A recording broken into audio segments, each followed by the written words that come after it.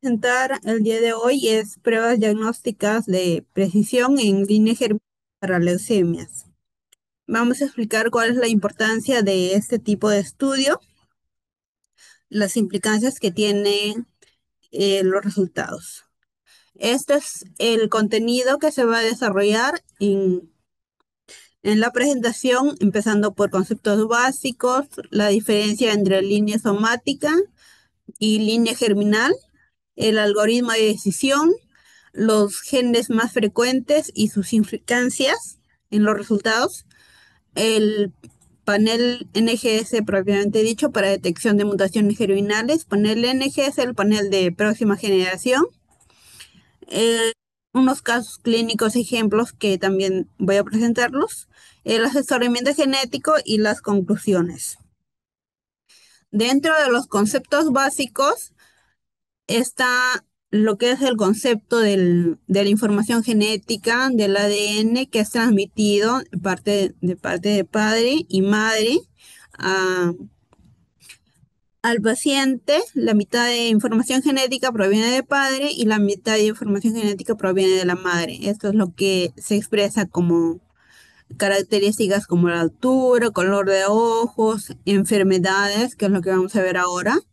Y esto también está influido por el ambiente, por el ritmo de vida que se lleva, tales como la exposición al estrés, a los fármacos, a tóxicos como el cigarrillo, a la alimentación. Este material genético, previamente dicho, las variantes genéticas, que son los cambios en la información genética. Esto nos otorga diversas características como el color de ojos, ¿no? El color de la piel, el, el distinto tipo de cabello y eso otorga la variabilidad genética para la población. Estas variantes genéticas son cambios a nivel de este ADN. En este caso acá tenemos, a ver, voy a tratar de señalarlo.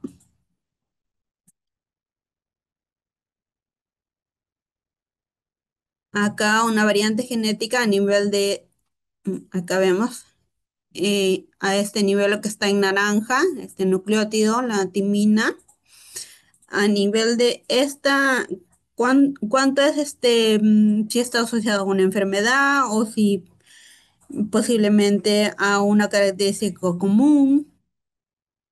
No, esto ya nos va a ayudar a determinar la clasificación que se determinó que esto puede ser una variante, se puede dividir hasta en 5 tipos.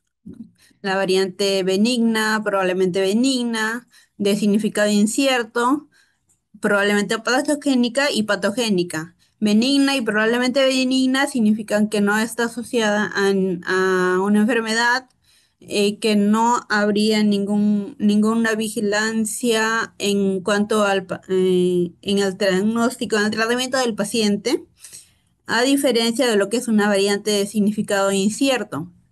Significado incierto, eso es de acá, que no se ha establecido aún si está asociada o no a una enfermedad, a diferencia de lo que es una variante patogénica, probablemente patogénica, que es una variante que sí se ha demostrado que está asociada a alguna enfermedad.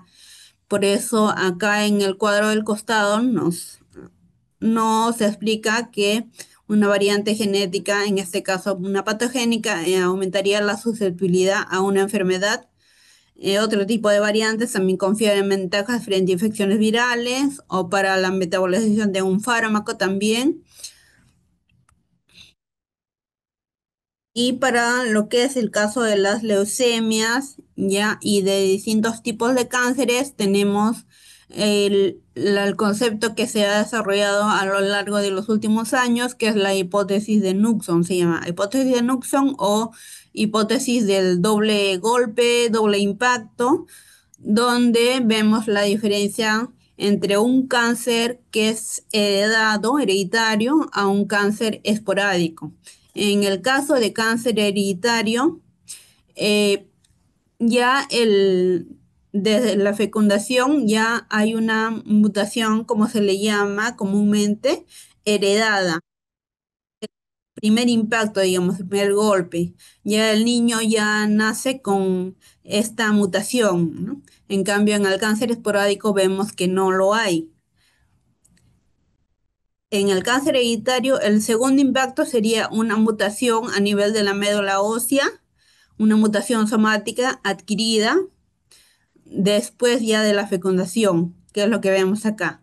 Por eso se llama doble impacto, doble golpe. Primer impacto, segundo impacto. En caso del cáncer esporádico, vemos que sucede una mutación somática en los primeros años de vida y después desarrolla ya la mutación, otro segundo golpe, otra mutación somática adquirida en la médula ósea, desencadenando lo que es la leucemia, ¿no?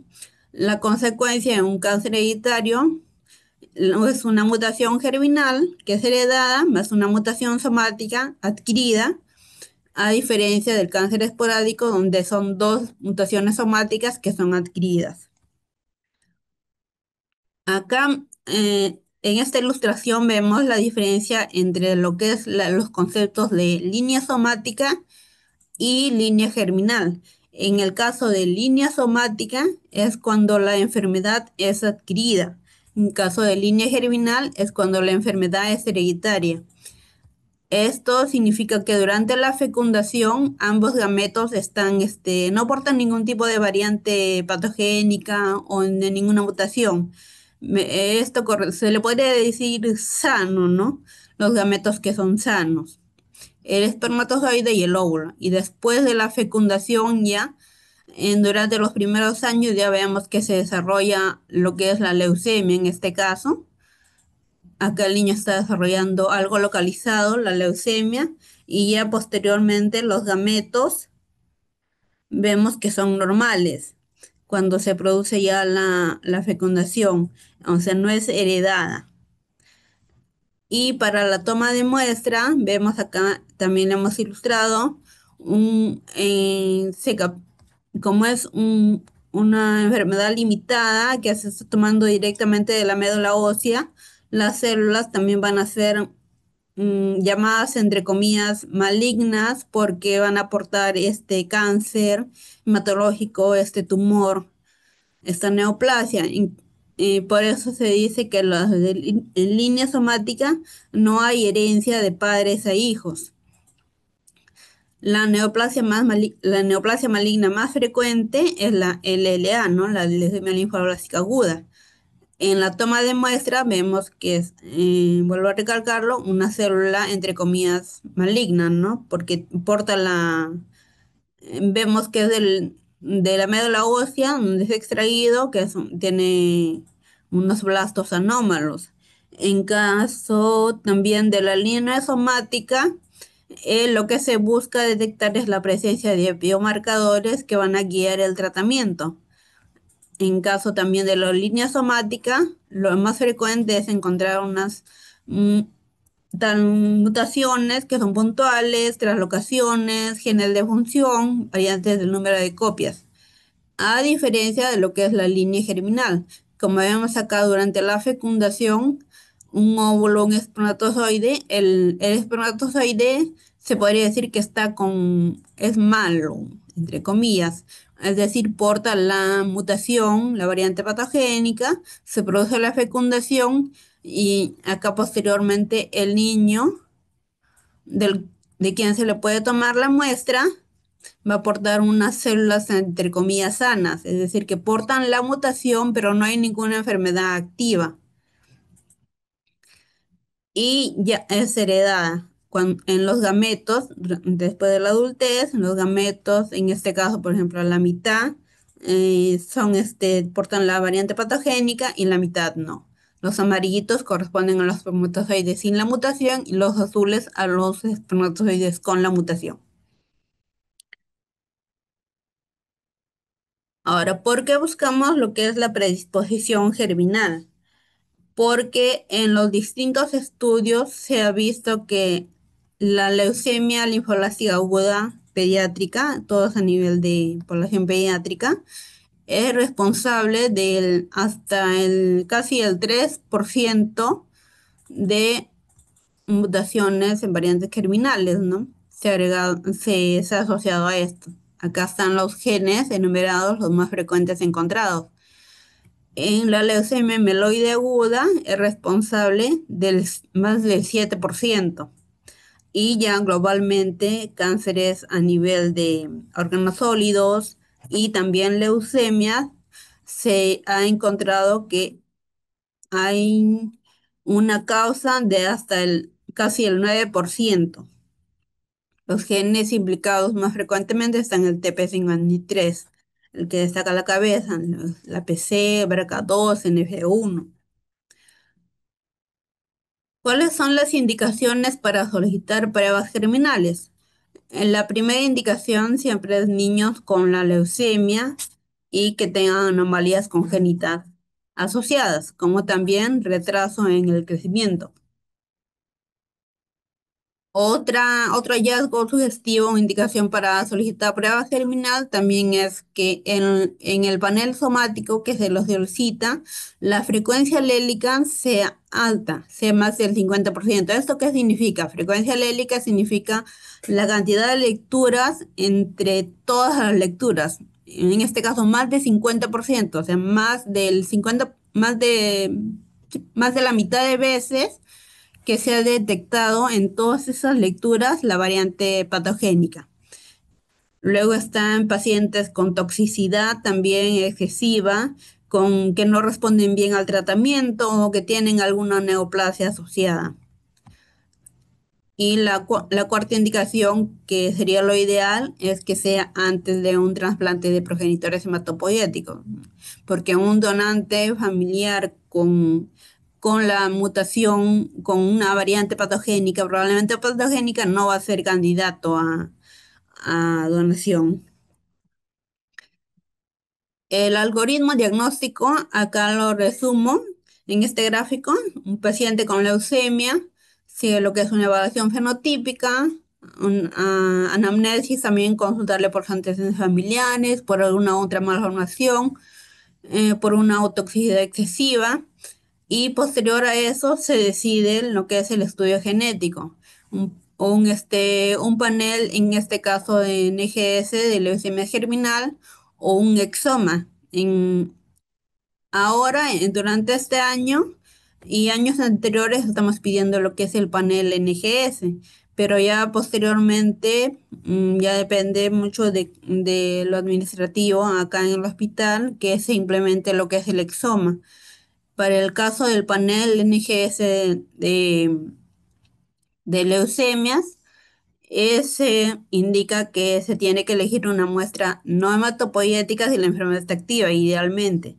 O si no se puede ese caso, elegir una muestra hematopoyética, pero cuando la enfermedad ya no esté activa. Es por eso que nosotros acá le estamos solicitando después del primer mes, después de la cuarta semana, que ya haya iniciado la quimioterapia o después de 6 semanas, cuando la enfermedad ya no está activa. Luego de eso sigue lo que es la interpretación por genética clínica mediante la clasificación ACMG que usamos, ¿no? Para las variantes genéticas, ¿no? Es la clasificación por las variantes para determinar si es patogénica, probablemente patogénica, significado incierto, probablemente benigna o benigna. Luego, según esos resultados, se plantea el ajuste terapéutico, el seguimiento a largo plazo, la elección del donante idealmente y la vigilancia, ¿no? Por genética. Y acá están los genes más frecuentes a nivel de estudios poblacionales realizados. Están los genes LTB6, el BAC5, el Icaros, el IKZF1, el TP53 y el GATA2, que están asociados a la leucemia linfoblástica aguda, todos en población pediátrica, salvo el TP53, que bueno, es una leucemia linfoblástica aguda también, pero la característica de ellos es que es una hipodiploide, es decir, que el conteo de cromosomas es menor del 46, ¿no? Que sería lo normal. En caso del GATA2, está asociado a lo que es leucemia mieloide aguda y a síndrome mielodisplásico. ¿Y en qué panel se encuentran estos genes, esas mutaciones en los genes? Vemos que acá en la institución, el ETB6, se encuentra en lo que es el panel somático. Acá es donde nos guiamos de la frecuencia alélica, ¿no? El BAC5, el IKZF1 de igual modo y el GATA2 también. El TP53 sí se encuentra dentro de lo que es el panel germinal. Y, y de acuerdo a estos resultados, planteamos lo que es la vigilancia clínica según cada gen. En el ETB6, hemograma 6, cada 6 meses o anualmente. El PAC5, un hemograma anual. El IKZF1, un hemograma también anual. En el caso del TP53, sí es un hemograma cada 6 meses y una resonancia magnética corporal total anual, porque este TP53 está asociado a lo que es el cáncer familiar, al desarrollo de tumores, de neoplasias malignas múltiples. Por eso se plantea la resonancia corporal total para detectar si presentan tal vez a nivel de cerebro o también de partes blandas, de músculo. Y acá están cómo se manifiestan clínicamente cada gen. El ETB6, más que nada, es una equimosis recurrente, una trombocitopenia. El PAC5, una linfopenia, infecciones. El ícaros y se asocia a inmunodeficiencias. El TB53 que ya lo hablamos. El GATA2 a unas infecciones graves y también citopenias. Luego, estos son los 5 paneles que tenemos acá en la institución. Eh, en el caso del el panel de leucemias en línea germinal, que estamos hablando, el panel de leucemias en línea somática, lo tenemos disponible, el panel de falla medular, el panel de epilepsias, el panel de cardiopatías congénitas en línea germinal. Esto hacer hincapié que ya no está disponible porque ya los reactivos ya se han agotado, entonces cardiopatías congénitas ya no les podemos incluir a los pacientes. A diferencia de estos dos paneles, el panel de leucemias en línea germinal, tenemos sí disponible para solicitar. Tenemos para 84 muestras, en espera de 84 muestras que puedan ingresar, porque al otro año ya, como les comentaba, se va a ampliar el estudio a lo que es el exoma. Hasta este año tenemos disponible lo que son los paneles. Por eso solicito también su apoyo para las distintas especialidades para el conocimiento de este tipo de leucemias en línea germinal y que nos puedan derivar a sus pacientes para incluirlos y hacerles este estudio. Epilepsias también es un panel en el cual también tenemos disponibles varios, para varios pacientes. El número exacto no lo tengo, pero sí tenemos disponible a lo que pudiese entrar, ¿no? Los paneles de línea germinal, en el 2022 fue un panel que se diseñó, o sea, un grupo de genes, los genes asociados de distinto color de letra, con marrón como naranja, también están incluidos en lo que es el panel de falla medular. A diferencia de los que tienen letra color negro, que están incluidos en el panel de leucemia germinal. Todos estos genes, estos 162, le hemos agrupado en 5 para que sea más didáctico para poder recordarlos. El primer grupo está clasificado como genes responsables de lo que es el mantenimiento genómico, la reparación del ADN, donde es responsable de que haya una reparación durante la replicación, durante la transcripción, traducción. A diferencia, estos genes, los más que podemos destacar están el ATM, BRCA1, el CHEK2, el PALB2, todos los genes que están incluidos en las proteínas de Mishmash Repair, que son para reparación, ¿no?, del ADN. Luego están el grupo de señalización y proliferación celular. Este grupo es como un semáforo, ¿no? O sea, lo que, digamos, está mutado, está cambiado, no pasa en una luz roja, ¿no? Alto. Cambio, una luz ámbar, pasa. En cambio, una luz verde, sí, normal lo deja pasar, ¿no? El más conocido es el TP53, ¿no? Que se le llama el guardián del genoma, ¿no? Porque se encarga de señalizar, ¿no? El PITEN también está el HRAS, el APC.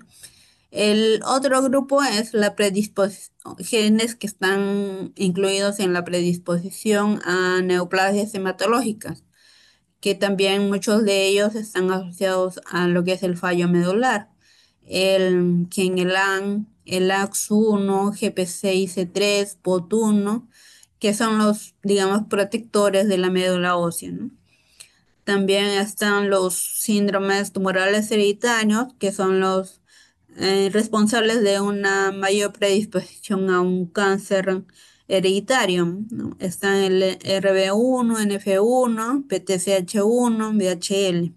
Acá cabe recalcar que, bueno, muchas veces se están incluyendo también a pacientes que tengan, aunque sospechamos que aún así no tengan la leucemia, se puedan incluir en este panel, precisamente porque también estudian estos genes. Como lo vemos acá en este panel, están incluidos el RB1, por ejemplo. Hubo el caso de una niña que no tenía leucemia. Ese diagnóstico, sin embargo, se le pudo incluir al panel. Tenemos, como les mencioné, hay disponibilidad de hasta 84 muestras que están pendientes, ¿no? Entonces se le incluyó a ella también. Y bueno, salió positivo, ¿no? O sea, una variante patogénica se detectó en la niña.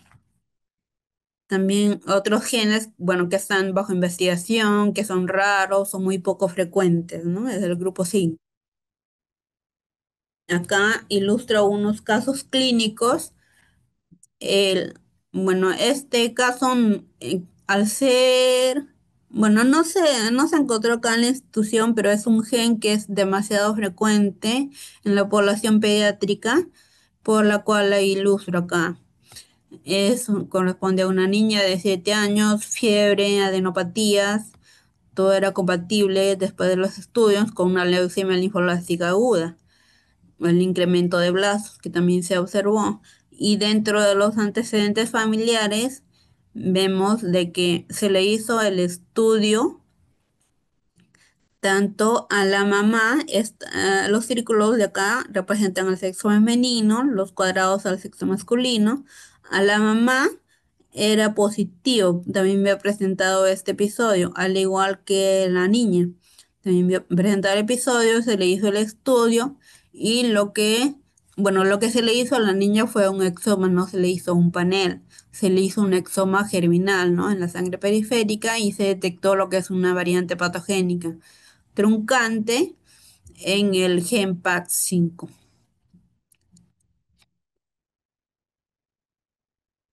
El caso 2 también se le encontró, corresponde también acá el caso a una niña de acá del instituto, con una variante BUS en el gen PAX5. Esta niña, 5 años, con fiebre, adenopatías, todo correspondiente con leucemia linfoblásica aguda B. Había aumento de blastos. Eh, En los antecedentes familiares vimos de que ningún familiar había tenido este episodio de la leucemia, pero sin embargo en ella se le hizo el estudio y se detectó esta variante BUS en el PAC5. Acá esta niña no se le hizo exoma, esta niña se le hizo panel NGS leucemia germinal. Disculpen, acá faltó corregir. Se detectó la variante BUS, por lo cual eh, no va a cambiar el manejo, pero sí nos obliga a documentarlo y a que se le haga seguimiento y que se reanalice la variante en cada 6 o cada 12 meses. El caso 3 corresponde también acá a un niño de acá del instituto, un niño de 4 años con leucemia linfoblástica aguda hipodiploide, tenía un cariotipo con 39 cromosomas. Además tenía un carcinoma adrenocortical y un papiloma de plexo coroideo. Dentro de los antecedentes familiares, recabamos de que la abuela, esta es la abuela, había fallecido de un cáncer que no lograban especificar. La mamá también había fallecido de un cáncer el cual no lograban especificar. Y en el niño se le hizo el estudio y el estudio fue de que tenía una variante patogénica en TP53 y la frecuencia alélica, que es la cantidad de lecturas, era más del 80%, ¿no? Esto se detectó en el panel somático, esta frecuencia alélica. Y este resultado fue confirmado con un panel NGS en germinal. Y la interpretación clínica es que esta variante patogénica corresponde a lo que es el síndrome de Li-Fraumeni, lo cual está también asociado a la presencia de varios tipos de cánceres simultáneos. Como acá vemos en el niño, tenía leucemia, tenía carcinoma adrenocortical y papiloma de plexo coroideo. Este caso, que tiene una mutación a nivel del gen cepa, si bien no es de la institución, pero sí nos sirve para rescatar la importancia de los antecedentes familiares. Es una niña de 13 años con astenia, palidez, petequias. Este caso yo lo llegué a ver y comenzó su debut a los 3 años, donde el hemograma presentaba citopenias, en la médula tenía blastos mieloides y el diagnóstico llegó a ser una leucemia mieloide aguda. Acá los afectados habían sido la niña, bueno, acá, esto de acá es la niña, su hermano mayor que había fallecido también con el mismo diagnóstico. Había fallecido el papá también con el mismo diagnóstico y la abuelita no tenía el diagnóstico, pero se llegó a hacer el estudio. En el estudio se llegó a hacer en el papá, en el hermano antes de fallecer y en la niña que se le hizo a los 5 años, 7 años, se le realizó el estudio. La abuelita tenía un estudio negativo.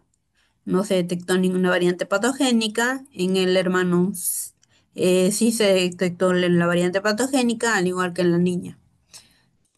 Se le hizo los paneles somáticos y el panel germinal. El panel somático sí detectó una mutación somática a nivel de SEBA, lo cual lo confirmó ya el estudio germinal, donde se mostró la variante patogénica y esto nos guía para el pronóstico, para la planificación terapéutica, ¿no? Para asesorar a la familia, qué es el tipo de herencia que puede tener.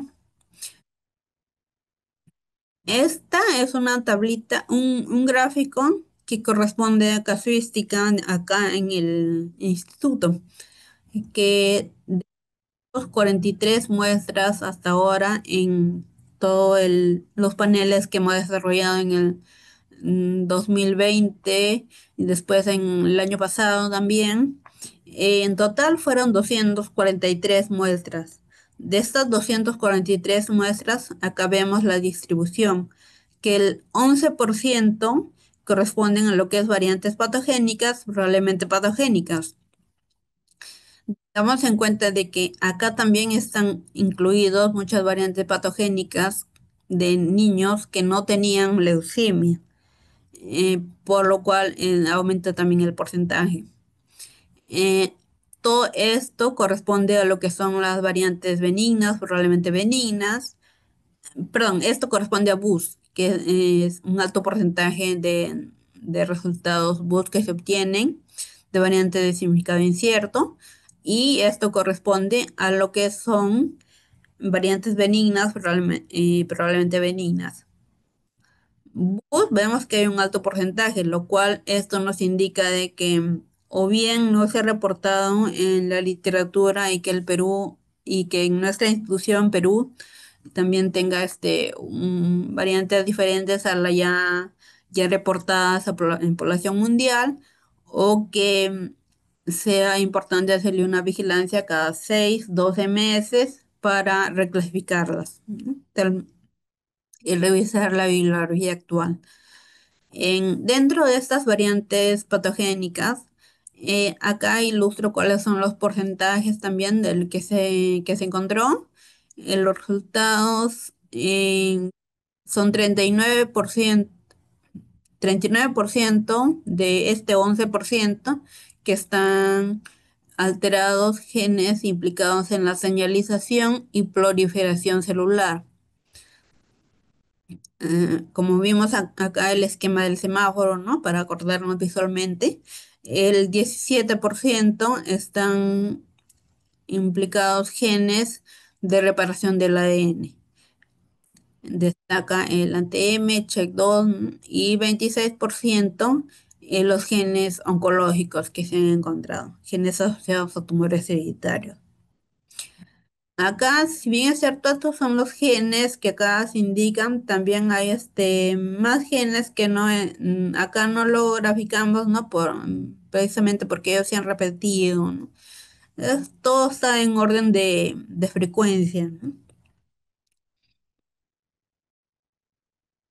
En el asesoramiento genético, y esto incluye lo que es el consentimiento informado, donde se le explica al paciente el alcance de este panel, que posteriormente hay una vigilancia más precisa según los hallazgos, repercusiones hereditarias, también explicarles cuál es el riesgo a nivel de herencias.